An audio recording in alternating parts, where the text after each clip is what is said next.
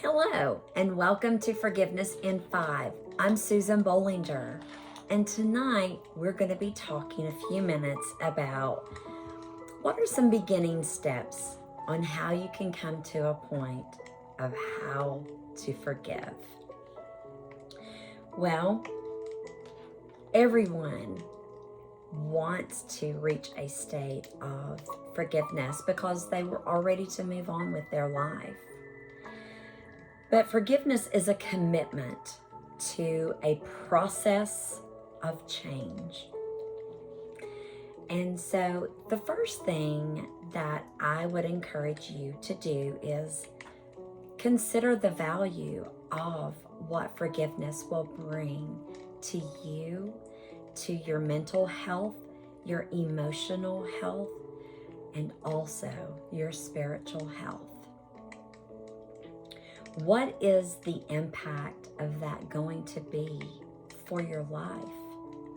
Well, it's going to impact your life greatly because it's going to reduce stress out of your life immediately. You're going to have a feeling of being closer to the Lord because you've been obedient. That's a really big deal, and it feels good when you know you have been obedient to what the Lord wants you to do and what His Word asks you to do. Next, even though it may be a little painful emotionally, reflect on the facts of that situation and process it from beginning to end. How you reacted to it and how the combination has affected your life, how it's affected your health, how it's affected your well-being. I know this part can be a little difficult, but what the Lord is trying to get you to do here is when you are processing a hurt in your heart, you are seeing the mental images of what happened. And you may even realize that you may have even overreacted. Maybe you underreacted. Maybe you should have said more when you didn't. Maybe you said a lot more than what you should have. And it provoked the situation to become even worse than what was even necessary. I'll put in a little side note here that you should never, ever, ever make a decision about anything when you're in an emotional state. That is such a bad idea. And it is something that you will learn to regret very quickly once you've had time to cool off or you've had more time to reflect over the situation. But what the Lord is trying to get you to do as you're processing this in your mind,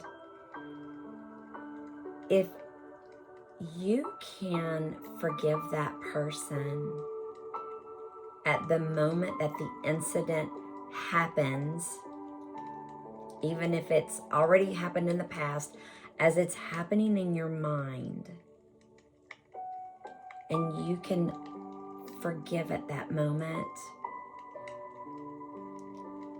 that's really powerful. And Satan, of course, does not want you to do that because he wants to keep you held in bondage to that offense. I may have said it before, but I'll say it again. Offense is the bait of Satan. And there's a great book out there written by John Bevere that I read that was so good. And it helps put this into perspective, actually. And it's called Offense is the Bait of Satan. So if you ever get a chance to get your hands on it, please do. It's a great read. But the enemy wants to keep you bound and shackled to the past. And when the Lord can bring you to the moment where you can forgive, when that incident is being replayed in your mind, and you say, Lord, I forgive them for what they did to me. And I even ask you not to charge that incident against them. Don't hold it against them, Lord, because I forgive them completely. I'm not going to allow that to control my life anymore. I give it all to you. But I'm taking the first step by declaring today that I forgive them for what they did, for the hurt that it left. I'm giving it all to you. And I expect you to take away the hurt that I have in my heart regarding that situation. And that puts the ball back in the Lord's court, so to speak. You can tell I'm from a sports-oriented family here.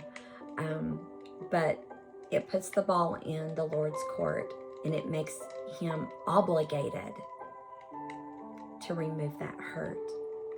And you will find, as you have taken this first step, that you will stop thinking about it less and less and less.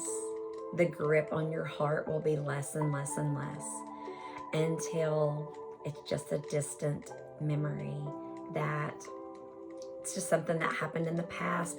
You've grown stronger because of it. You've grown wiser because of it. That's pretty powerful. That's awesome.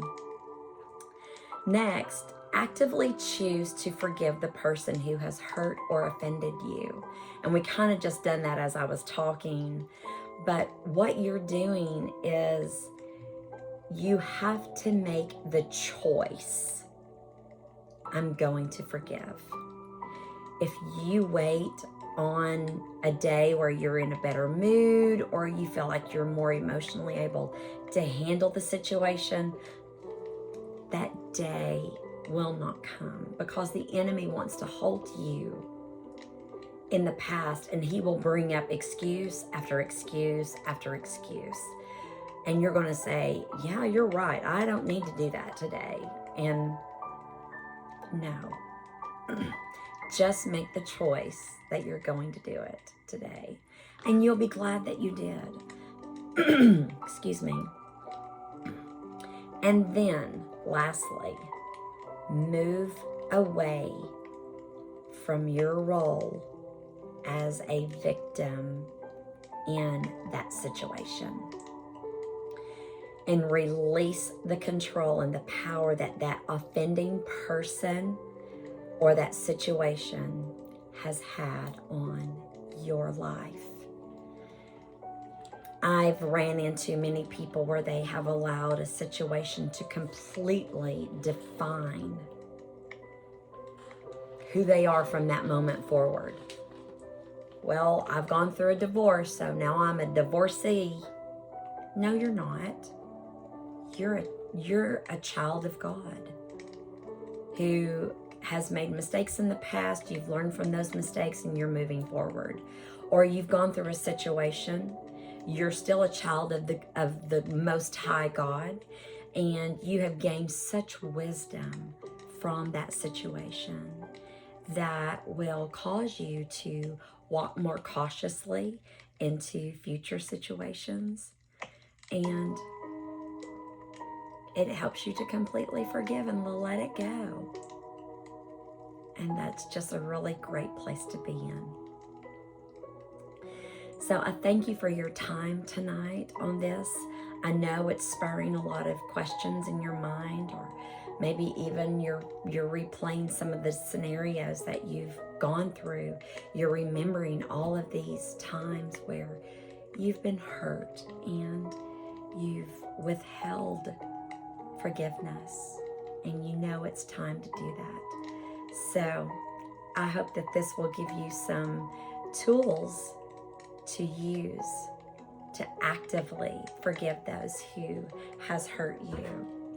And honey, I talk about this in such great detail in my book. but it's called Bloom, A Process to Achieve Complete Forgiveness. You can find us on my website at bloomladiesministry.com. And there's some great testimonies on there. You should definitely read them. You can see where it has completely delivered people so that they've even been able to move forward and go into new relationships and even become married to the person of their dreams. So there's so many wonderful things in store when you can finally forgive. And there's a lot more to come, a lot more tools I'm going to equip you with. And I pray blessings over you and your family. And I will see you next time on Forgiveness in 5.